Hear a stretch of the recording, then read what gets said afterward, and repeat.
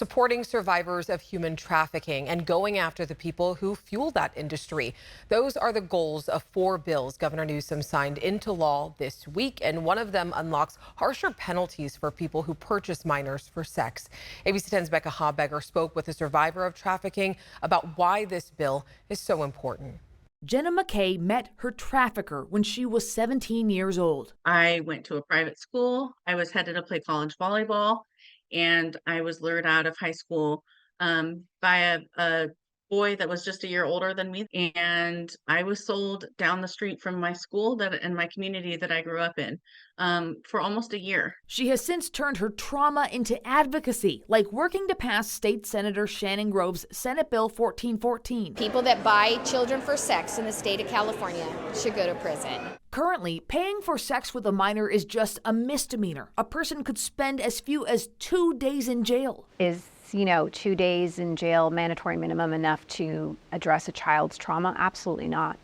That'll never be enough. And felony, convictions will never be enough, but hopefully it's enough to stop and begin see some deterrence in our community. Sonia Martinez-Satchel with the Sacramento District Attorney's Office says Senate Bill 1414, which Governor Newsom signed Thursday and will go into effect next year, unlocks harsher penalties. For a repeat offender buying sex with a child 17 and under, prosecutors will be required to charge them with a felony. It's not worth it for anyone who wants to exploit a child. For someone charged for the first time with buying sex with a child 15 and under, prosecutors can opt to charge them with a felony.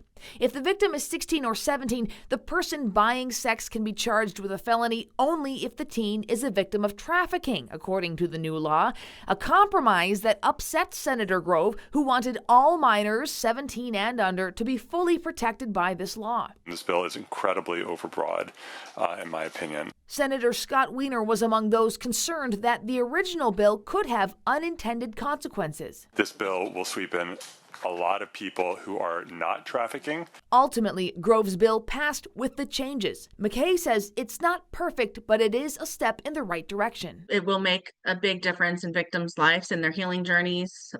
Getting that justice is a huge piece of the healing work that they'll have to endure. So there's still a lot of work to do, but this is definitely a step in the right direction.